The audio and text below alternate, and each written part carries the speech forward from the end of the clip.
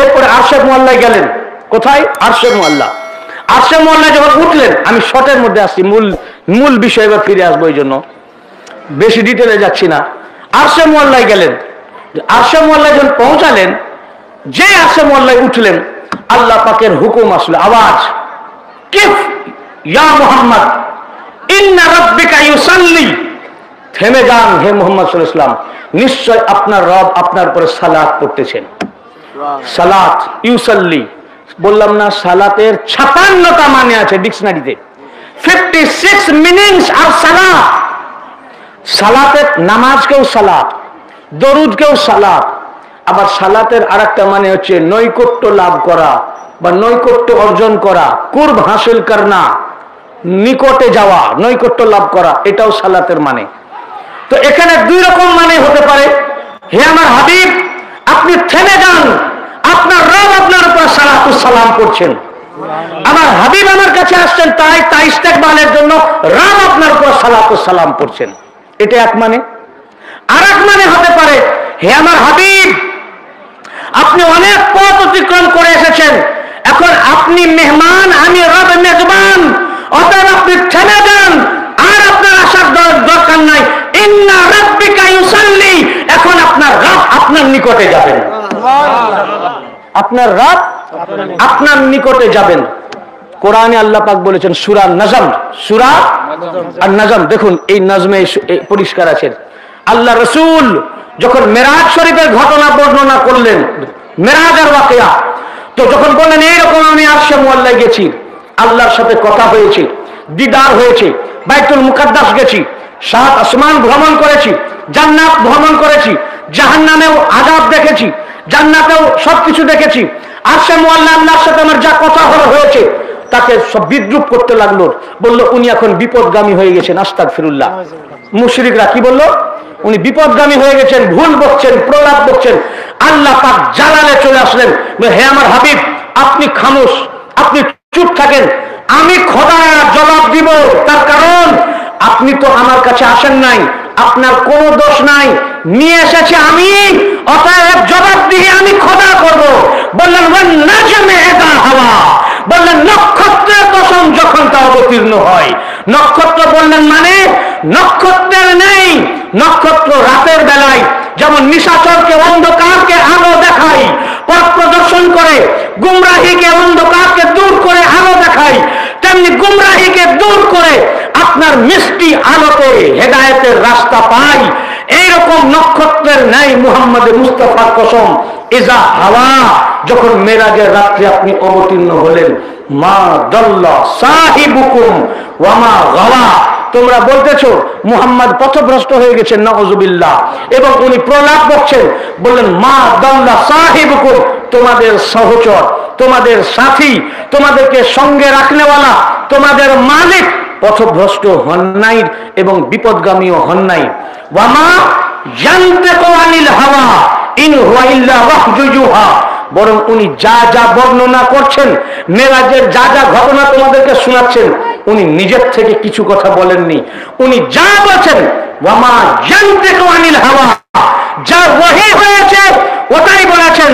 ওয়া মা ইয়ানতিকু আনিল হাওয়া ইন হুয়া ইল্লা ওয়াহয়ুহা, আমার হাবিব তোমাদের নবী নিজে নিজে কোনো কথা বলছেন না, উনি যা যা বলছেন সব ওহী, ये सरासर वही, আল্লাহ যা যা ওহী করেছেন উনি তাই তাই তোমাদেরকে বলেছেন।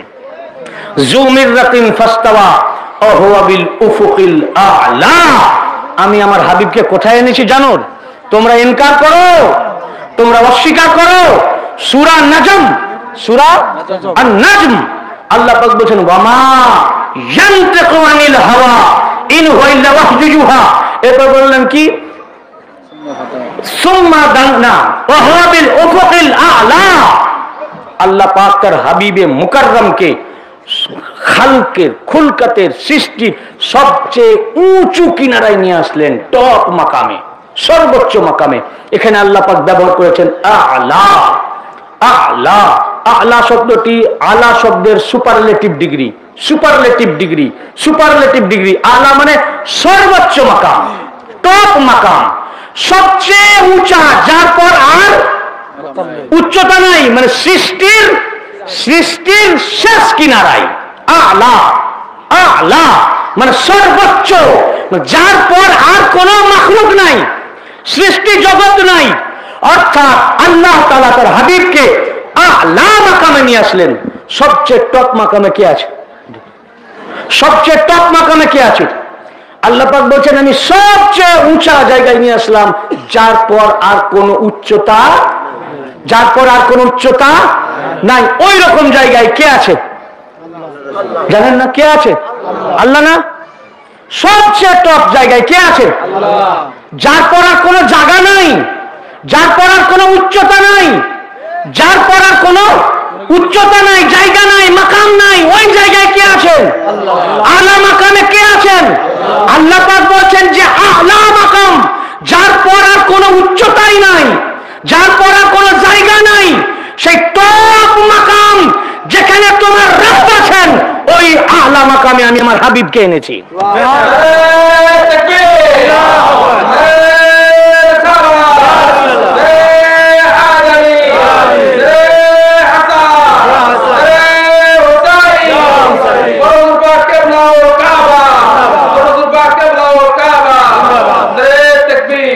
সর্বোচ্চ মাকামে, যার পর কোনো জায়গা নাই, আমি রব যে মাকামে আছি, যে উচ্চতায় আছি, ও হুয়া বিল উফুকিল আ'লা। ये कुरान है, ये वलीउल्लाह का बात नहीं, कुरान मजीद व हुआ बिल उफुकिल आ'ला। টপ মাকামে যেখানে আল্লাহ পাক, সেই সর্বোচ্চ মাকামে আল্লাহ পাক তার হাবিবে মুকাররমকে নিয়ে গেলেন। এটা নিয়ে যাওয়া আশ্চর্য নয়, তার কারণ ওই মাকামেই তিনি ছিলেন, ওখান থেকেই উনি এসেছেন, ওখান থেকেই এসেছেন, যেখান থেকে এসেছিলেন সেই জায়গায় নিয়ে এসেছেন। ইয়া আল্লাহ, আপনি তো টপ মাকামে নিয়ে গেলেন, মাকামটা তো একটা বিন্দু নয়, অনেক বড় হতে পারে, তো কতটা দূর থেকে কথা হয়েছিল? ইয়া আল্লাহ, আপনি যখন নিয়ে এসেছেন আপনি বলুন, আমরা রাসূলুল্লাহকে জিজ্ঞেস করব না। উনি যখন মুখ খুলছেন না, উনি যখন জবান খুলছেন না, উনি যখন গেছেন বলছেন না, যখন আপনি নিয়ে গেছেন বলছেন, ইয়া আল্লাহ কতটা দূর থেকে কথা হয়েছিল। এই যে এটা একটা উচ্চতা, ওই লেভেলের থেকে এটা উঁচু কিনা? কিন্তু এই উচ্চতায় সবাই কি এক দূরত্বে আমরা আছি? ইনি আমার থেকে 1 হাত দূরে, উনি আমার থেকে 3 হাত দূরে, আবার উনি 5 হাত দূরে, নাকি এক একজন এক এক দূরে। তো ইয়া আল্লাহ কিরকম কাছ থেকে কথা হয়েছে? আল্লাহ পাক বললেন, ওই যে বললেন কিফ ইয়া মুহাম্মদ, এটা হাদিসে কুদসি, কিফ ইয়া মুহাম্মদ ইন্না রাব্বিকা ইউসাল্লি, নিশ্চয় আপনার রব আপনার নিকটবর্তী হবেন। এইটার জবাব কোরআনে আল্লাহ দিয়েছেন। এরপরে আল্লাহ পাক সবচেয়ে আলা মাকামের উঁচু কিনারায় নিয়ে গেলেন। আল্লাহ যে মাকামে অবস্থান করছেন, এরপর কি করলেন? সুম্মা দানা ফাতাদাল্লাহ, এরপর আল্লাহ আপনার নিকটবর্তী হলেন। সুম্মা দানা, আল্লাহ নিকটবর্তী হলেন। এই আয়াতের মানে ইমাম বুখারী আর ইমাম সিউতি, তামাম মুফাসসিরিনে কিরাম এই আয়াতের মানে এই এনেছেন। ইবনে আব্বাস এ মানে এনেছেন, কাতাদা রাদিয়াল্লাহু আনহু মানে এনেছেন, হযরতে আবু যার গিফারি মানে এনেছেন, হযরতে ইবনে আব্দুল্লাহ ইবনে মাসউদ মানে এনেছেন। কি? আল্লাহ পাক বলেন সুম্মা দানা ফাতাদাল্লা, আল্লাহ পাক আপনার নিকটবর্তী হলেন। ফাতাদাল্লা, এরপর আরো নিকটবর্তী হলেন। হে আমার হাবিব, আল্লাহ পাক আপনার সুম্মা দানা, দানা মানে আল্লাহ পাক আপনার নিকটবর্তী হলেন। তারপরে বলছেন ফা, অতঃপর তাদাল্লা, আরো নিকটে আল্লাহ চলে এলেন। কত নিকটে? আল্লাহ পাক বলছেন ফাকানা কাবা কাউসাইনি আও আদনা, বলেন এত নিকটে চলে আসলেন, আল্লাহ আর আল্লাহর রাসূলের মধ্যে ব্যবধান থাকলো 2 ধনুকের ব্যবধান। কি বললেন?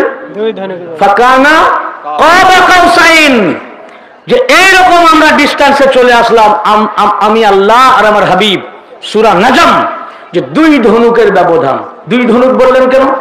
2 ধনুকের মানে হচ্ছে এই যে যখন কোন মানুষ, এই মুফাসসিরিনে কেরামরা লিখেছেন আল্লাহ পাক মেসাল থেকে পাক, কিন্তু বোঝাবার জন্য মুফাসসিরিনে কেরামরা মেসাল দিয়েছেন। যখন ঈদের সময় একে অপরে মুআনাক্কা করে, মুআনাক্কা মানে কোলাকুলি, তো কি এইভাবে একে অপরের দিকে এগিয়ে যায়, যায় না?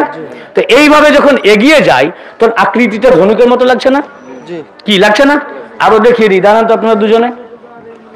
কোলাকুলি করেন না, করার জন্য এগিয়ে যান। এখন তো আসছেন না, কোলাকুলি করার জন্য এইভাবে একে অপরের দিকে এগিয়ে যান। দেখুন এগিয়ে গেছে, আর কোলাকুলি না, দেখান কোলাকুলির জন্য এগিয়ে যান। এখন করছেন না, যখন করতে যাই এইভাবে ঝুঁকে, একটু ঝুঁকতে হয় সামনের দিকে। তো দেখেন আকৃতিটা দেন ওই এক ধনুকের মতো লাগছে না? তো এই ফাকানা কাবা কাউসাইন বলেন এইরকম দুই ধনুকের মতো ব্যবধান। তারপরে আল্লাহ বলেন আল আদনা, মানে একদম মিশে গেলেন, মানে কোলাকুলি হয়ে গেল। বুঝতে পারলেন? আল আদনা, আদনার মানে কি বসেন বুঝিয়ে দিই আরো ভালো করে, যে ফাকানা কাবা কাউসাইন, যে দুই ধনুকের ব্যবধান, মানে আল্লাহ পাক এবং আল্লাহ রসুলের ব্যবধানের কথা বলছেন। আমরা যেমন একে অপরের সাথে মুআনাক্কা করি, এইভাবে এগিয়ে যাই। তখন যখন মুআনাক্কা করি কোনো পার্থক্য থাকে? কোন ব্যবধান থাকে? একদম তোমরা মিশে গেছি, এইভাবে বুকে বুক লেগে গেছে, এইভাবে এগিয়ে গেছি। এবার ধরবো, কোলাকুলি করবো, তো কোলাকুলি করার আগে পর্যন্ত বুকে বুক লেগে গেছে, কোনো ডিস্টেন্স আছে? কোনো ডিস্টেন্স নাই। তো বলছেন হাবিব যখন আমার কাছে আলা মাকামে আসলেন, তো আমি তার দিকে এগিয়ে গেলাম, দানা মানে এগিয়ে গেলাম, ফাতা দান্না আরো এগিয়ে গেলাম, আরো এগিয়ে গেলাম, এগোতে এগোতে এগোতে কতটা এগোলাম?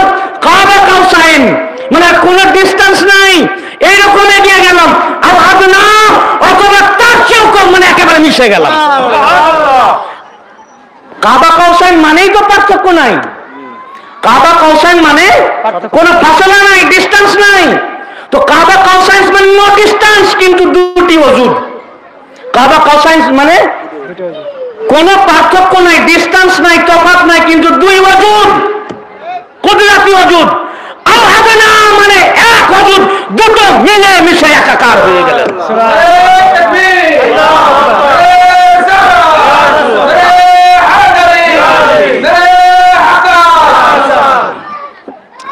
আল্লাহ পাক বলছেন ফাকানা কাবা কাউসাইন, দুজনে আল্লাহ আমার হাবিবের আমি নিকটবর্তী হলাম। তোমরা বলতে পারবে না যে রসুল পাক কি করে ওনার এত কাছে গেলেন? বলে উনি জাননি, আমি খোদা এসেছি। সুম্মা দানা, আমি নিকটে গেছি, ফাতা দান্না, তারপরেও নিকটে হয়েছি। নিকট হতে হতে কত নিকটে? ফাকানা কাবা কাউসাইন, এত নিকটে যে দুই ধনুকের ব্যবধান, কোনো পার্থক্য নাই। আর আদনা বা তার চেয়েও কম, অর্থাৎ হাবিব আর আমি আল্লাহ, রব আর আল্লাহ একাকার হয়ে গেছেন।